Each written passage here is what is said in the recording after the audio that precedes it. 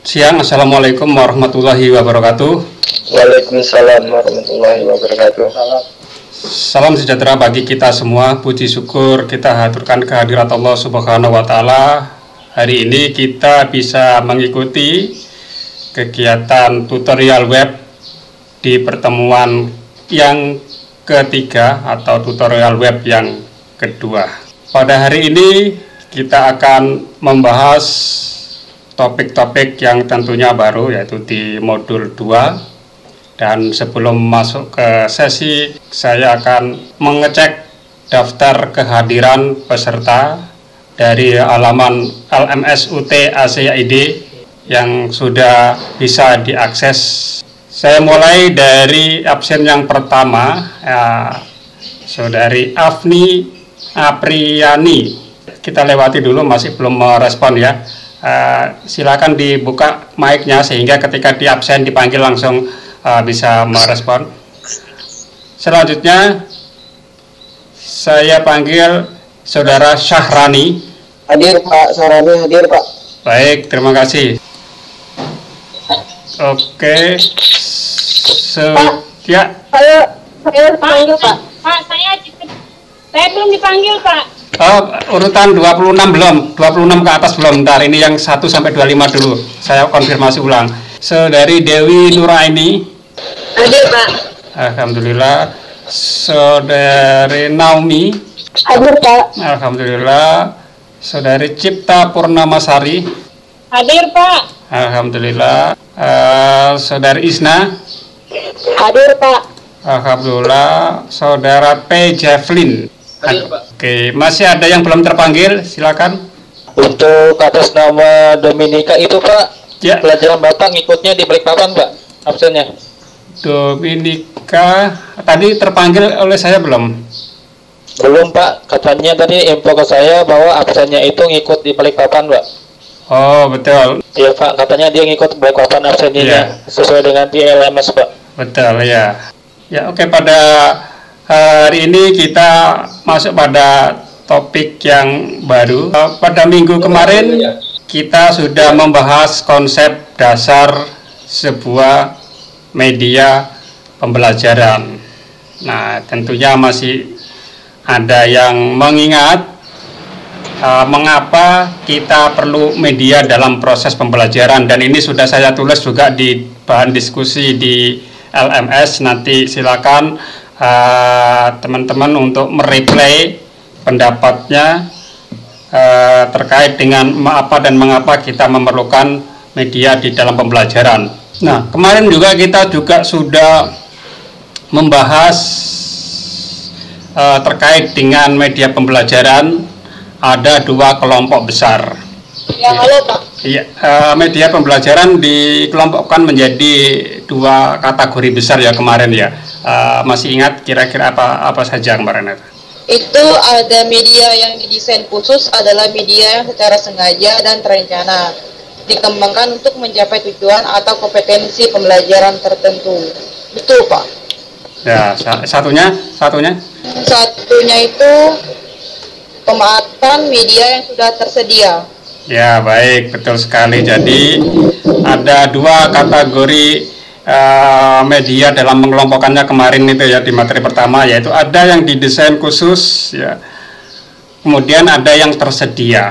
Yang sudah tersedia kemarin juga saya paparkan, pemerintah dalam hal ini Kemendikbudristek yang dikelola oleh Pusat Data dan Teknologi Informasi atau Pusdatin mengembangkan sebuah portal yang namanya Rumah Belajar.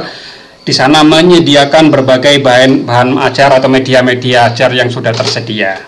Nah, sedangkan yang by design, yang secara khusus ini tugasnya para mahasiswa semua di mata kuliah ini membuat media by design. Oke, sekarang kita masuk ke topik yang kedua, pemanfaatan media dalam pembelajaran, berbagai faktor yang perlu diperhatikan. Nah, tujuan dari materi ini nanti para mahasiswa tahu nanti bagaimana prinsip-prinsipnya, kemudian hal-hal yang harus dipertimbangkan dalam perencanaan dan pemanfaatan media. Nah, pertimbangan-pertimbangan ini nanti penting sehingga kita bisa memilih secara bijak media apa yang kita gunakan. Nah, di dalam mempertimbangkan penggunaan media ini kita menggunakan model atau pendekatan yang disebut dengan model Azure. Nah, model Azure ini merupakan akronim ya dari analisis, kemudian sebutkan lagi, kemudian upayakan, rencanakan, dan evaluasi. Yang pertama adalah analisis karakteristik siswa. Ya. Kemudian yang kedua adalah kita menyebutkan kompetensi yang hendak dicapai dalam pembelajaran tersebut. Dan kita juga menyebutkan metode, media, dan materi. Metodenya ini nanti akan cocok dengan media ini. Materinya ini kita cocok dengan akan media ini. Ini juga perlu menjadi pertimbangan. Dan upayakan menggunakan metode, media, dan bahannya juga harus diperhatikan. Apakah nanti bahan-bahan yang tersedia di lingkungan atau bahan-bahan yang dibeli, itu juga menjadi pertimbangan. Selanjutnya kita perlu merancang bentuk partisipasi siswa. Partisipasi siswa nanti yang diharapkan seperti apa? Ya, diskusi, kerja kelompok atau yang lain. Dan tentunya kita evaluasi dari pemanfaatan media itu sendiri, apakah ini sudah cukup, sudah efektif, termasuk evaluasi dalam hal pencapaian kompetensi dari tujuan pembelajaran itu sendiri. Di dalam menganalisis karakteristik siswa ada beberapa hal yang juga perlu diperhatikan di sini. Pertama adalah karakteristik umum siswa, di mana ini merupakan dasar merumuskan strategi dan media yang tepat dalam menyampaikan pelajaran. Seperti kelancaran membaca siswa, ini sudah sampai di mana, ini juga menjadi sebuah pertimbangan. Karakteristik siswa lain yang harus didiagnosis adalah kemampuan awal. Mereka sudah memiliki kemampuan awal apa? Ini merupakan gambaran dari jenis pengetahuan dan keterampilan yang dimiliki siswa untuk memudahkan di dalam merancang suatu pembelajaran agar penyampaian materi dapat diserap dengan optimal oleh siswa. Mendiagnosis kemampuan awal nanti bisa ditanyakan di awal pelajaran baik itu secara lisan maupun secara tertulis, apalagi sekarang dengan adanya teknologi. Ada aplikasi-aplikasi untuk survei. Nanti Bapak Ibu membuat instrumen pertanyaan berapa persen yang sudah memiliki kemampuan ini dengan Google Form atau dengan aplikasi yang lain juga bisa dilakukan, atau dengan pertanyaan lesan untuk melakukan penjajakan siswa sudah mengetahui apa ini sebelumnya seberapa persen sehingga kita ambil rata-rata, jangan sampai yang kita sampaikan nanti terlalu tinggi atau bahkan terlalu rendah. Dan gaya belajar ini merupakan gambaran dari gaya belajar masing-masing peserta didik. Artinya sifat psikologis mempengaruhi bagaimana kita menanggapi rangsangan yang berbeda-beda. Pendekatan yang berikutnya adalah sebutkan kompetensi. Kita mampu menyebutkan kompetensi, yaitu tujuan atau kompetensi pembelajaran apa yang nantinya akan dikuasai siswa dengan menentukan jenis media yang akan digunakan.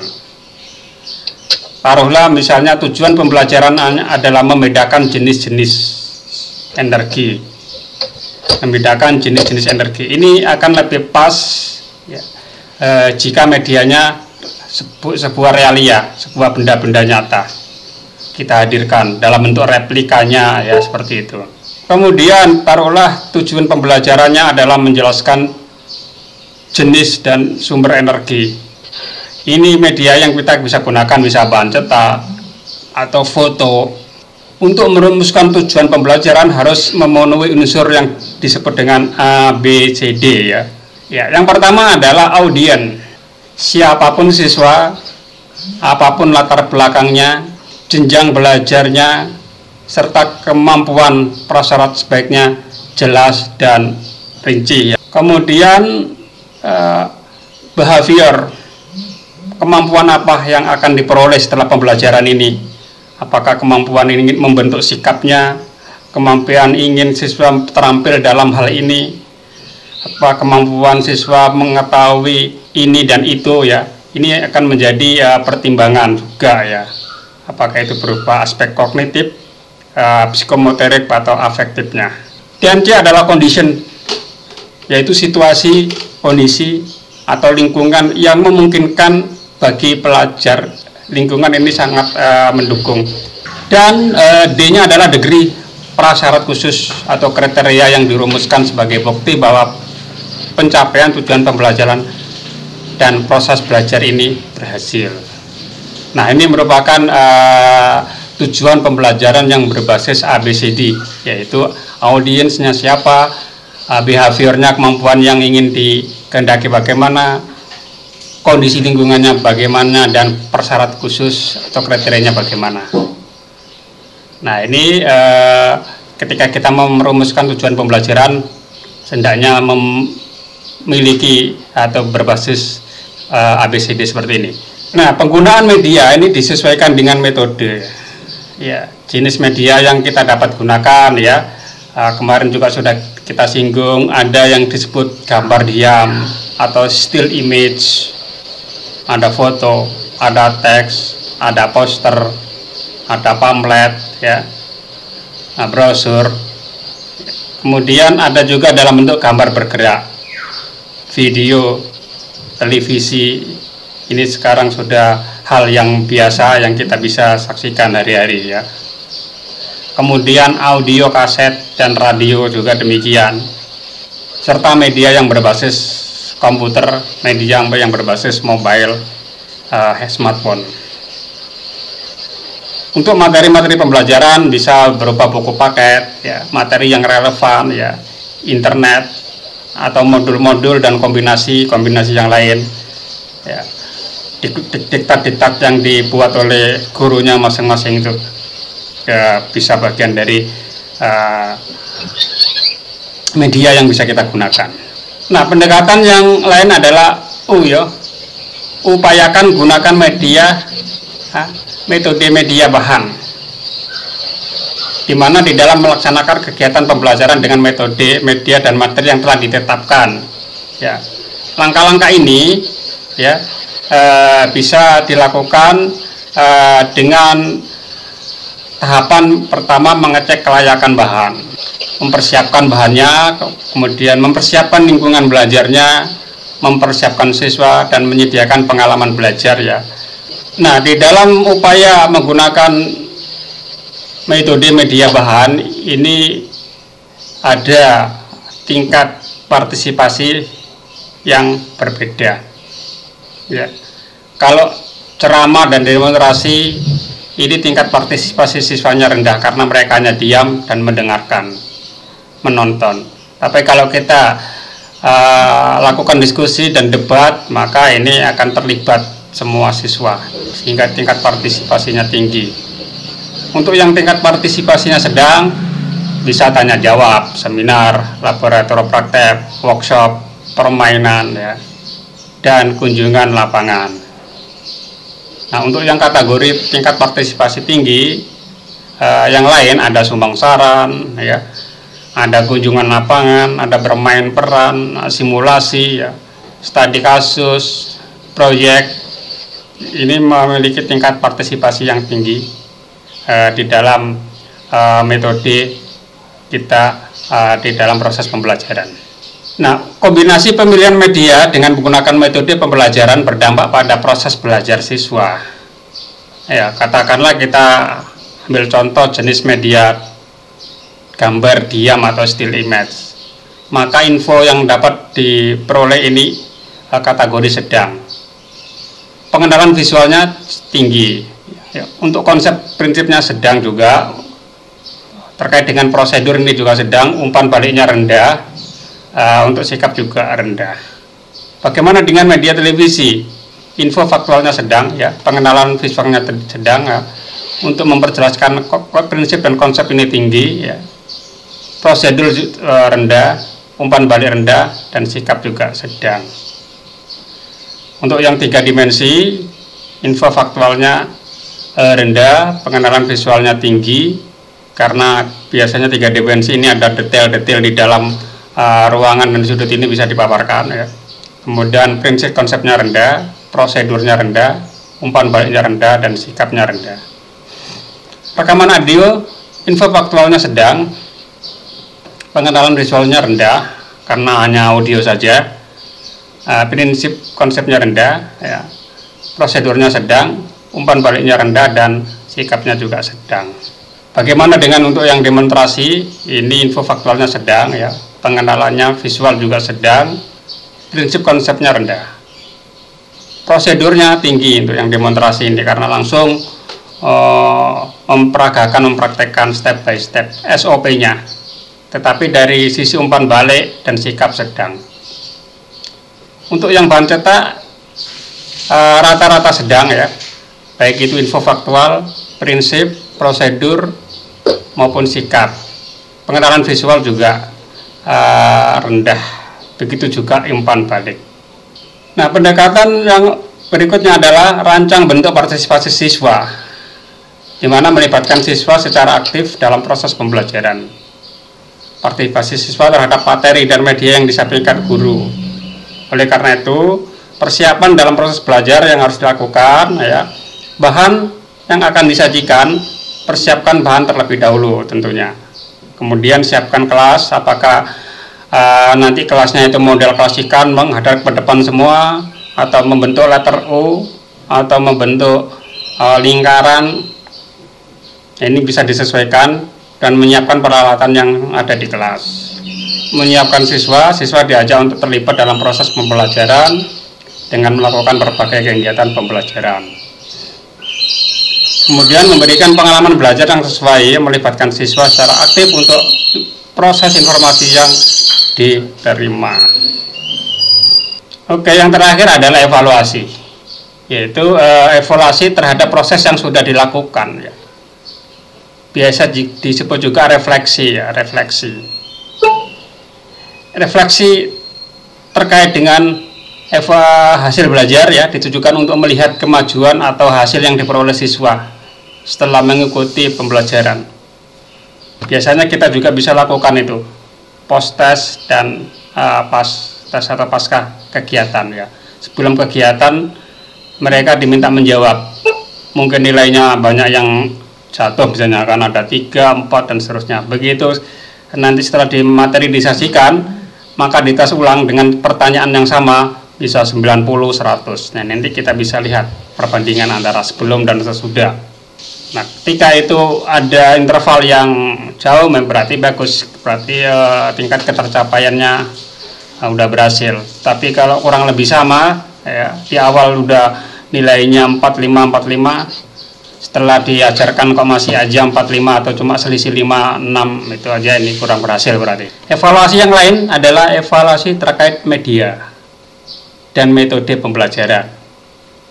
Apakah media dan metode pembelajaran yang digunakan ini sudah membantu siswa untuk mencapai kompetensi belajar yang sudah ditetapkan.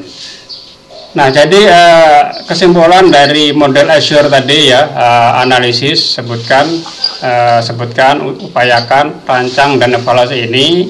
Kita coba contoh tadi kasusnya misalnya kan, analisis siswa kita akan terapkan pada siswa kelas 3 SD semester 1 sasarannya ini ya. Kemudian menyebutkan kompetensi di sini siswa mampu mengenal sumber, bentuk, sifat, dan kegunaan energi. Ya, siswa mampu mengenal sumber, bentuk, sifat, dan kegunaan energi. Kemudian bagaimana dengan medianya ya, dan metodenya ya, metodenya eksperimen, percobaan, diskusi, dan ceramah. Ya, nanti untuk bagaimana eksperimen, nanti ada media yang bisa teman-teman lakukan melalui rumah belajar, nanti kita akan coba tunjukkan ya. Media benda-benda yang sesungguhnya, ada kabel, ada listrik, ada baterai, ada kaca pembesar ya. Mungkin air dan wadahnya ya. Kemudian materinya materinya mengenal sumber energi, ya kan? Materinya mengenal sumber energi, tapi benda-benda media yang digunakan banyak. Dan ini penting ya, memang kita direpotkan ya, direpotkan dengan seperangkat alat untuk mengajar, tetapi ini dalam upaya agar siswa mampu memahami ya. Kalau hanya bacaan saja ini hanya sekilas saja nanti hilang, tapi kalau Bapak Ibu menghadirkan benda-benda media-media seperti ini, insya Allah akan lebih nyata, lebih teringat di benak siswa ya. Memang kita perlu repot sedikit untuk menyiapkan segala sesuatunya. Kemudian upayakan gunakan metode-metode bahan seperti metode diskusi, ceramah, dan kegiatan eksperimen yang dilakukan khusus siswa. Kemudian kita membimbing siswa untuk melakukan eksperimen, bisa juga memutar program video CD yang menjelaskan tentang hal itu ya. Minta juga siswa berdiskusi setelah kegiatan berlangsung, dan kita menggunakan materi atau bahan dari buku paket atau sumber lain sebagai referensi di dalam memperkuat materi tersebut. Pada tahap evaluasi, kita bisa bertanya kepada siswa tentang manfaat menggunakan media untuk topik sumber energi, dan kita bisa melihat hasil belajar siswa, baik itu melalui pertanyaan-pertanyaan lisan maupun uji tertulis. Nah, pemanualan media bagian terpadu di dalam organisasi sekolah. Ya, ini memang penting memang ya, sekolah harus merorganisasi, menyediakan media-media ini. Kalau hanya mengharapkan guru langsung berkreasi seperti ini agak berat ya. Kecuali ada kesadaran masing-masing supaya ini lebih sangat mendukung, maka perlu ada peran sekolah memang ya. Nah, apa tahap-tahapnya? Pertama adalah perencanaan ya. Sekolah sudah merencanakan sedemikian rupa. Kemudian pelaksanaan, ini nanti bagaimana implementasinya, dan juga ada evaluasi atau penilaian dan pengawasan ya. Sehingga proses pembelajaran ini bisa lebih baik dan efektif. Nah, perencanaan di awal semester ini bisa melibatkan kepala sekolah ya, guru, tata usaha, dan komite sekolah. Ya, tentunya ini terkait dengan pengadaan bahan-bahan untuk media itu ya. Perlu anggaran khusus ya, perlu perencanaan khusus ya. Dan nanti diharapkan dari perencanaan ini kita bisa bekerja sama dengan berbagai pihak tadi ya, kepala sekolah, guru, tata usaha, komite. Kemudian diharapkan nanti bisa mencapai tujuan sesuai dengan kompetensi yang dicapai ya. Materinya juga sesuai dengan sasaran, sumber belajar medianya, alat evaluasi yang digunakan juga nanti ini sudah harus ditentukan sedemikian rupa di awal semester. Biasanya juga ada kegiatan yang namanya ini host training untuk merencanakan kegiatan pembelajaran selama 1 semester ke depan.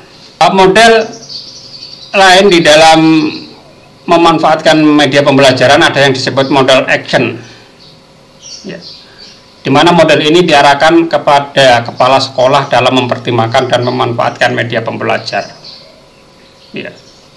Kepala sekolah seorang sebagai manajernya dalam proses pembelajaran ya, perlu menyediakan kebutuhan guru di dalam proses pembelajaran ya. Nah, apa saja komponennya? Ada akses, ada cost, tentunya ada teaching, ada organizing, interactivity, novelty, speed, dan organization. Kita coba kupas satu-satu. Yang pertama adalah faktor akses, aksesibilitas, kemudahan. Media dapat dijangkau yang dimiliki sekolah, yang dimanfaatkan di sekolah. Ya. Sebagai contoh alat pemutar CD, ini media yang sangat populer saat ini ya, banyak dimiliki oleh orang tua maupun siswa, sehingga pemanfaatan media ini dapat dipertimbangkan oleh pihak sekolah. Nah, pengadaan perangkat ini ya, saya rasa semua sekolah sudah ada. Terkadang saya melihat di beberapa sekolah juga ada ruang media. Ruang media itu sudah disediakan ala CD player, ada layarnya, entah itu layarnya TV flat atau LCD. Ya, sebagai guru-guru yang ingin menggunakan ruang media untuk pembelajarannya. Selain akses ya, kemudahan akses, maka juga hal yang menjadi pertimbangan adalah terkait dengan kos atau biaya. Berkaitan dengan biaya yang diperlukan untuk penggunaan suatu media. Keterjangkauan sekolah dan siswa dalam pembiayaan ya. Ini bisa dirancang dulu di RAB ya, rancangan anggaran belanja sekolah RAPBS di awal, kita butuh apa, kita perlu apa untuk menyediakan media yang kita gunakan. Saya rasa untuk hal ini sudah nggak menjadi masalah ya, ada di anggaran di Bosda bisa kita gunakan untuk itu. Nah, faktor yang lain juga ini faktor teaching, ya, mampu membelajarkan. Di sini berhubungan dengan kemampuan sebuah media pembelajaran untuk menjadi jembatan atau perantara pesan yang ingin disampaikan. Apakah dengan menggunakan suatu media tertentu, proses pembelajaran menjadi sangat mudah dimengerti oleh siswa. Nah, ini juga menjadi pertimbangan kita. Oh, ternyata harus menggunakan alat ini lebih pas ini ya. Misalnya kita belajar seni, budaya, mengenal ragam peralatan musik ya, kita bisa menggunakan alat-alat musik yang sesungguhnya gitu ya. Baik itu dalam bentuk yang biasa digunakan atau dalam bentuk yang miniatur juga menjadi hal pertimbangan ya. Faktor yang lain adalah interactivity. Hal ini terkait dengan tingkatan kemudahan pengguna suatu media oleh guru. Yaitu tingkat interaktivitas itu siswa tidak hanya melihat, mendengar, menonton saja. Kalau ada interactivity berarti ada sesuatu yang dilakukan oleh siswa, katakanlah medianya komputer. Di sana ada anak-anak bisa mengklik ini, anak-anak bisa mengklik itu. Anak-anak bisa memilih tombol ini, menekan tombol itu, bisa menggeser, mendrag ya. Misalnya di situ disediakan bentuk-bentuk gambar, anak-anak bisa melakukan apa di situ. Ini biasa disebut dengan interaktif ya, media interaktif. Dan ini juga penting di dalam penggunaan media. Kemudian pengorganisasian ya, masalah organisasi sekolah ya. Ini berkaitan erat dengan dampak yang ditimbulkan oleh pemanfaatan suatu media pembelajaran terhadap organisasi suatu sekolah ya. Apakah sekolah mau dan sekolah mampu menyediakan media yang dibutuhkan guru ya, dan mampu memeliharanya dan mampu mengelola pemanfaatan oleh seluruh guru yang ada di siswa ya. Ini tentunya menjadi wewenang dari pihak kepala sekolah ya. Bisa juga di dalam hal ini diwakilkan oleh Wakakurikulum atau Wakasapras yang salah satu tugasnya dalam mengidentifikasi kebutuhan sekolah terkait dengan salah satunya terkait dengan media yang dibutuhkan oleh guru di dalam proses pembelajaran. Faktor yang lain adalah kebaruan ya. Nah, itu novelty. Ini berhubungan dengan faktor berapa lama suatu media dapat digunakan. Nah, apakah teknologi media tersebut cepat usang atau dapat dimanfaatkan dalam jangka waktu yang cukup lama. Dulu di era 90-an mungkin media yang populer seperti yang nampak dalam gambar. OHP, overhead projector. Peralatannya seperti dalam gambar. Ada kaca disinari, kemudian guru menulis sesuatu di kertas transparan, di plastik transparan. Taruh di situ, nanti akan diproyeksikan di situ. Nah, media itu di era 90-an, 80-90 menjadi media yang favorit. Ternyata sekarang media itu sudah jarang kita temukan. Mungkin kalau di sekolah sudah pernah ada, mungkin posisinya sekarang di gudang ya. Nah, sudah gudang nggak terpakai karena tergantikan oleh media lain, tergantikan oleh LCD proyektor, tergantikan oleh layar TV, layar lebar, tergantikan oleh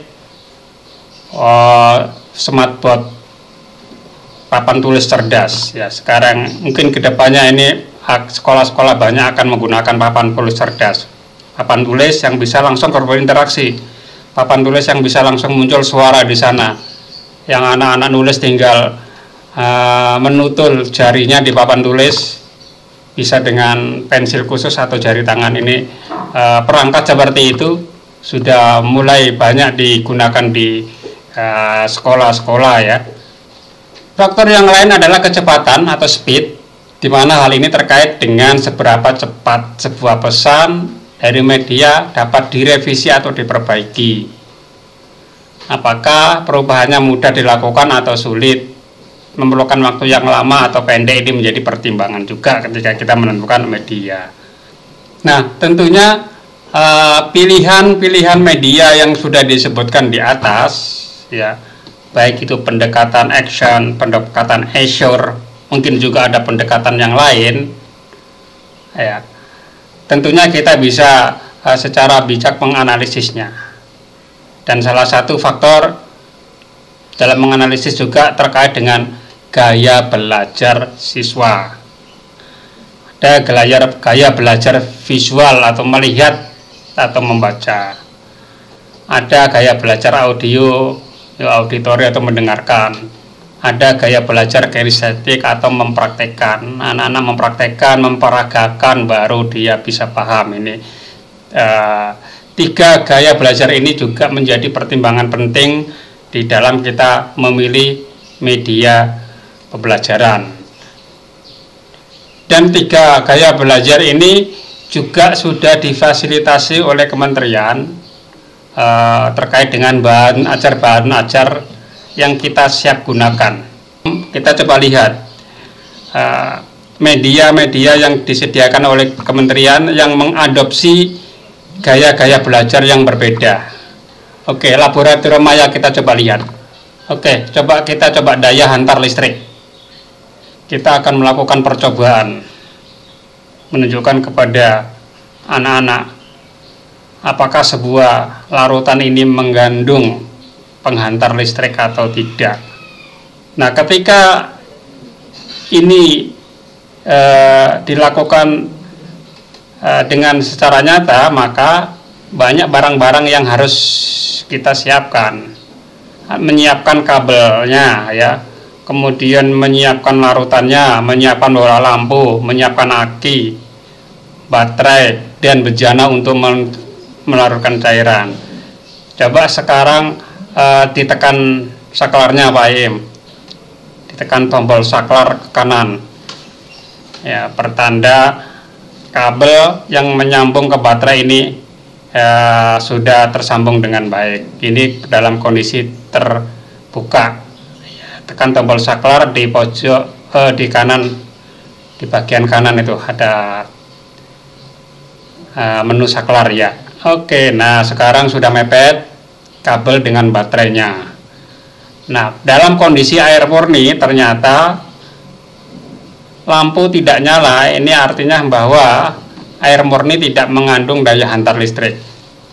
Walaupun demikian, ketika banjir itu listrik dimatikan karena listrik yang ditimbulkan dari arus yang kuat itu juga berpotensi, ya,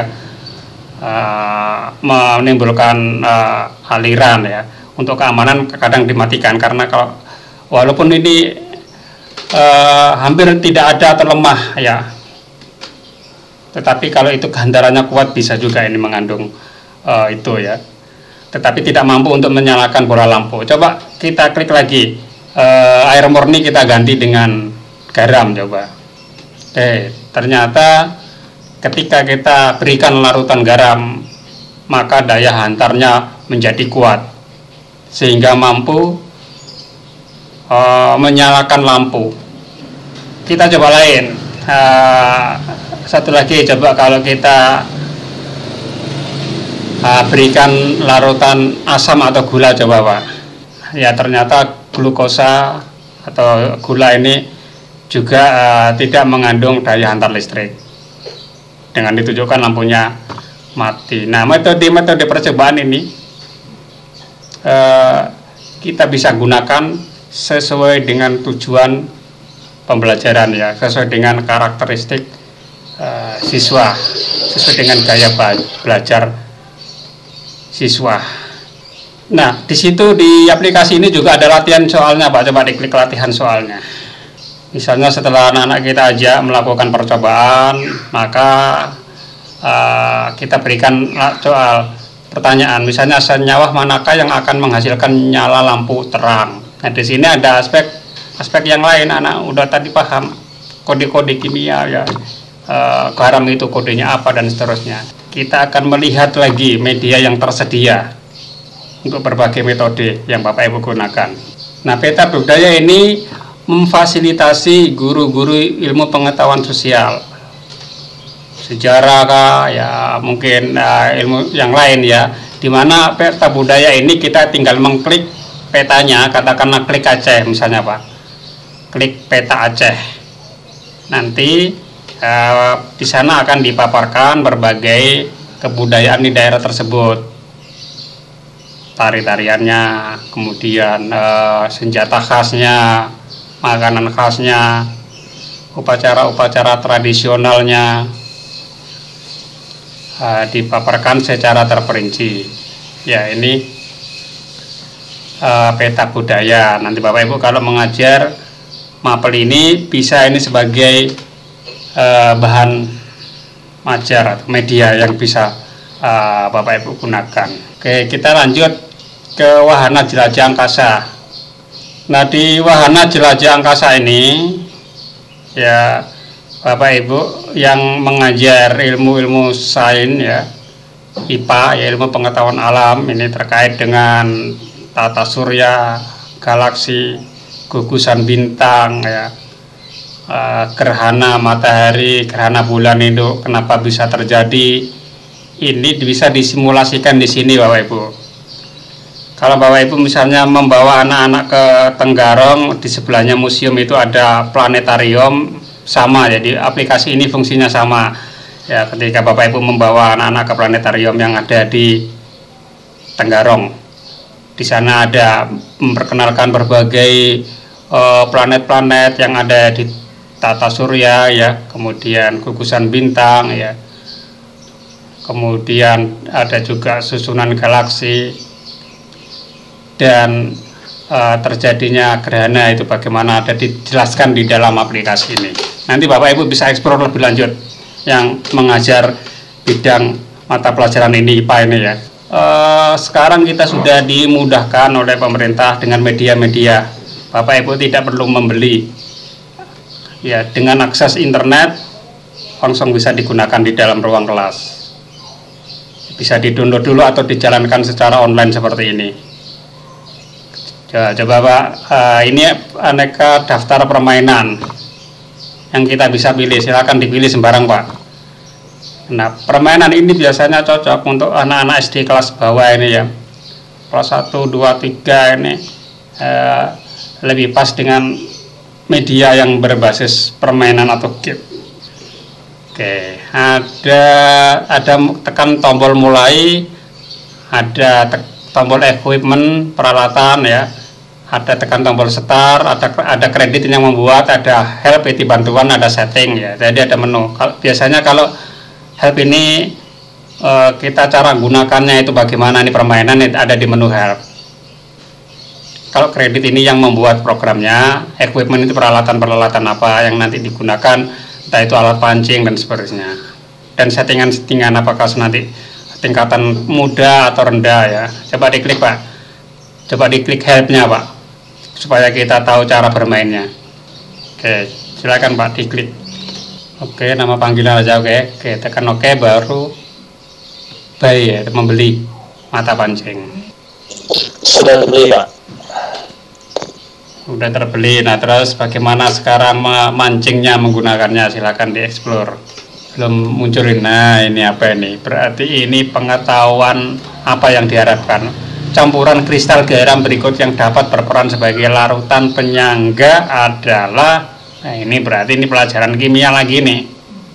Ya, anak-anak dituntut untuk menghafal kode-kode rumus kimia ini. Silakan dipancing mana nih? Oke, pancing sembarangan aja. Ada bisa jawab yang lain nih. Ayo, Bapak Ibu teman-teman yang ngajar kimia, kelas berapa ini? Kelas 5 kan 6 ini ya. Dibantu Pak Im. Bantu jawabnya nih. Dibantu jawabnya ini, apa ini? Larutan penyangga. Ya, coba apa itu? Kurang. Ya, tengah kurang. Berkurang, berarti salah ya? Berkurang berarti salah dia anaknya. Hijaunya berkurang. Yang pertama, yang pertama. Yang pertama itu larutan penyangga. NaCl. Kurang juga yang pertama. Bang, Ketiga. Coba yang Tiga, ketiga. ya. Ketiga. Kurang juga. Nah, tadi hitungan waktu juga berpengaruh ya. Kalau betul sisa peluru 11, skor minus 1000, uang Anda hilang 1000 ya. Wah, ada lagi Bapak Ibu ragam media lain yang disebut dengan augmented reality. Ya, augmented reality ini mendekati dengan augmented reality, virtual reality. Kalau augmented reality ini Bapak Ibu nanti akan memadukan teknologi yang ada di smartphone kita. Jadi aplikasi yang disediakan oleh Kemendikbud ini nanti Bapak Ibu download, kemudian install di HP. Setelah diinstal di HP, nanti Bapak Ibu juga akan ngeprint markernya.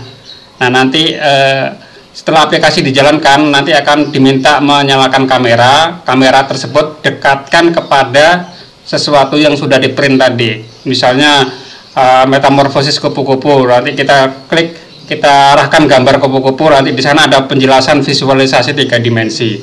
Ada audionya, ada suaranya. Ini ragam media yang augmented reality. Ada juga Bapak Ibu yang visual reality, biasanya ada di mata ya. Kepala mata kita nanti akan dipasang kacamata khusus.